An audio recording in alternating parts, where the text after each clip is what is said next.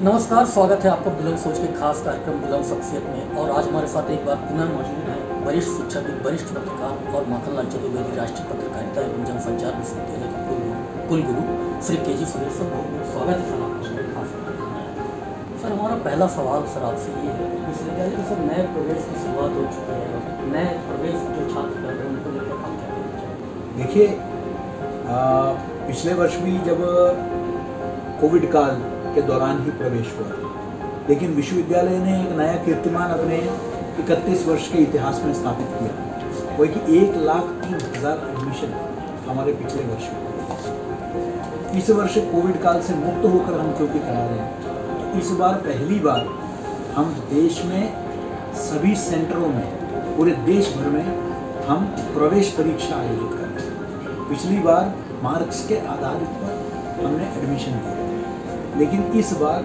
हम प्रवेश परीक्षा आयोजित कर रहे हैं और उसके बाद इंटरव्यू भी होगा। तो रिटर्न प्लस इंटरव्यू के आधार पर जो है विद्यार्थियों का चयन होगा। तो ये एक बड़ा परिवर्तन है कि भाई 2 साल कोविड काल में हम लोगों ने मार्क्स के आधार पर हमने किया। अब जैसे सेंट्रल यूनिवर्सिटीज़ का अपना एग्जामिनेशन एंट्रेंस टेस्ट है, उसी प्रकार हमारे विश्वविद्यालय का भी एंट्रेंस एग्जामिनेशन होगा और उसमें जो उत्तीर्ण होंगे उनको प्राथमिकता से यहाँ प्रवेश मिलेगा। तो इसलिए वो अपनी तैयारी करें। और ये विशेष बात होगी इस बैच के लिए, ये पहला बैच होगा जो सीधे नए परिसर में ज्वाइन करेगा। विश्वविद्यालय का जो नया 55 एकड़ के ज़मीन पर बिशनखेड़ी में जो नया परिसर स्थापित हुआ है, उसमें इस नए बैच का प्रवेश होगा। कुछ नए पाठ्यक्रम भी हमने इस वर्ष से शुरू किया है, जिसमें हमने पिछले वर्ष 7 नए पाठ्यक्रम हमने राष्ट्रीय शिक्षा नीति के अंतर्गत दिया था। इस वर्ष हम एक कोर्स जो है फिल्म में भी, क्योंकि फिल्म अध्ययन विभाग हाल ही में जब हमने चित्र भारती फिल्मोत्सव मार्च 25 से 27 हमने अपने विश्वविद्यालय परिसर में आयोजित किया था, माननीय मुख्यमंत्री के कर कमलों से ही हमने जो है सिनेमा अध्ययन विभाग का भी जो है श्री गणेश किया था। और उसी के अंतर्गत अब हम एक यूजी प्रोग्राम भी नया शुरू कर रहे हैं, फिल्म पत्रकारिता भी कर रहे हैं। तो इस तरीके से फिल्म पत्रकारिता भी पिछले वर्ष शुरू हो गया था।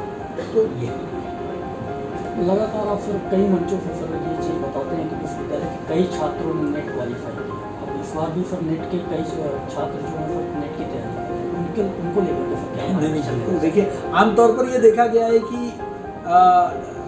इवन केंद्रीय विश्वविद्यालयों में 8 से 10 बच्चे नेट क्वालिफाई कर पाते हैं, लेकिन हमारे विश्वविद्यालय के लिए सौभाग्य की बात है कि अभी जो बीता वर्ष है इसमें हमने यूजीसी नेट जेआरएफ 30 से ऊपर, इतनी तो हमें जानकारी है, हो सकता है कि कई लोगों ने हमें संपर्क नहीं किया, 30 पूर्व विद्यार्थियों ने हमको सूचित किया कि उन्होंने क्लियर कर दिया। तो ये किसी भी विश्वविद्यालय के लिए एक गर्व की बात है अगर उसके 30 के ऊपर अगर विद्यार्थी जो है यूजीसी नेट जेआरएफ पास करते हैं। शोध को हमने पूरा एक बहुत ज़्यादा महत्व दिया है।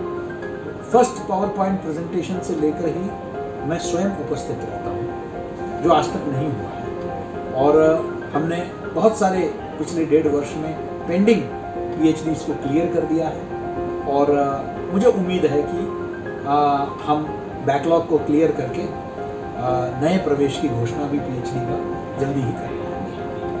सर, हमारा अगला सवाल सर आपसे ये है कि अंतिम सेमेस्टर की परीक्षाएँ भी सर जल्द ही होने वाली हैं और कहीं ना कहीं अंतिम सेमेस्टर के जो छात्र हैं परीक्षा को लेकर के और करियर को लेकर के भी चिंतित हैं, उनको लेकर के सर क्या बात? 2 बातें हैं इसमें। एक तो मैं मानता हूं क्योंकि सत्र ही शुरू हुआ था विलंब से, तो लेकिन हमने लगातार शनिवार रविवार छुट्टी के दिन तक हम क्लासेस कर रहे हैं। सवेरे 8:30 बजे हमारा क्लासेस शुरू हो जाता है और देर रात तक क्लासेस चलती है, ताकि हम जो बैकलॉग है हम अपने बच्चों को बगैर क्लास करवाए हम लोग जो है उनको हम परीक्षा में बैठने नहीं देंगे। लेकिन इस विश्वविद्यालय का रिकॉर्ड रहा है कि हम पूरे देश में उन चंद विश्वविद्यालयों में जो समय पर परीक्षा कराती है और समय पर नतीजा निकालती है, हम उस रिकॉर्ड को कभी भी तोड़ने नहीं देंगे। तो उसको तो हम बनाए रखेंगे, माखनलाल की एक पहचान है ये, तो उस दिशा में हम काम कर रहे हैं। साथ में इतना प्लेसमेंट इस वक्त हो रहा है कि कई बार कई कंपनीज आ जाती है, मुझसे आके शिकायत ये करती है कि सर हमने तो पहले ही बता रखा था लेकिन मुट्ठी भर बच्चे ही हमें मिले। तो तो आज बच्चों का बहुत बड़े रिकॉर्ड संख्या में प्लेसमेंट हो रहा है। बड़े बड़े मीडिया घराने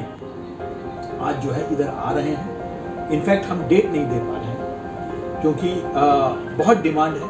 विद्यार्थियों का डायरेक्ट भी प्लेसमेंट हो रहा है, कैंपस प्लेसमेंट के माध्यम से हो रहा है। बहुत लोग जो है यहाँ से ऑनलाइन प्लेसमेंट्स कराते हैं। तो इस तरीके से बहुत ही हम कह रहे हैं कि इस वर्ष प्लेसमेंट की दृष्टि से तो बहुत ही सफल है।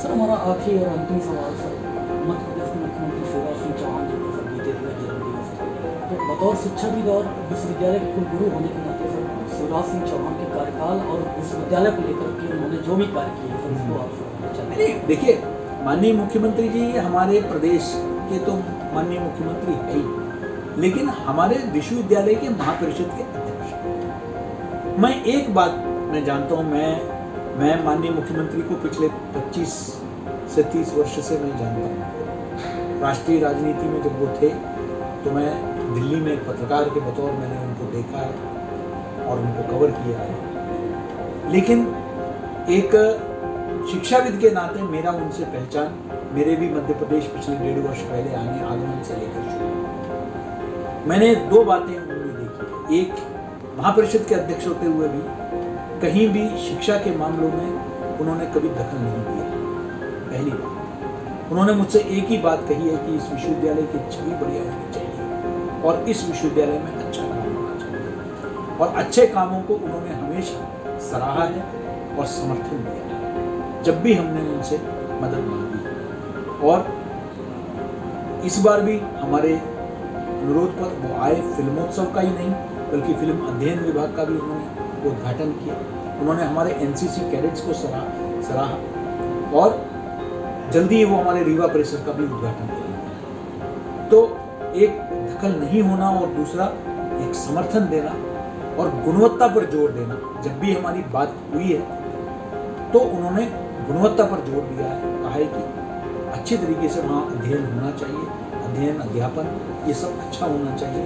और जिसके देखिए, जब आपका जो नेतृत्व अगर आपको एक खुली छूट देती है और आपके अच्छे कामों को सराहती है और आपको प्रोत्साहित करती है तो हमारी हिम्मत बढ़ती है। हमें भी लगता है कि जो है हमें वो काम करने का स्वतंत्रता मिला है, तो अच्छे काम करने के लिए हमारी ऊर्जा भी बढ़ जाती है, हमारा उत्साह बढ़ता है। तो मैंने उनका शिक्षा के प्रति ये जो सकारात्मक रुख देखा है। कई राज्यों में हम देखते हैं कि दखल बहुत होता है शैक्षणिक संस्थाओं, जिसके चलते वो शैक्षणिक संस्थाएं अपने पूरे क्षमता के हिसाब से काम नहीं कर पाती। लेकिन माखनलाल में हमें हर तरह का समर्थन राज्य शासन से मिला। ये थे हमारे साथ माखनलाल चतुर्वेदी विश्वविद्यालय के कुलपति के जी सुरेश जी, जिन्होंने कई विषयों पर हमसे खुलकर बातें की और छात्रों को लेकर के इस बार नए प्रवेश को लेकर के बताया कि साक्षात्कार के माध्यम से नया प्रवेश होगा और साथ ही विश्वविद्यालय में प्लेसमेंट काफ़ी मात्रा में हो रहे हैं, जिससे छात्रों को चिंतित होने की जरूरत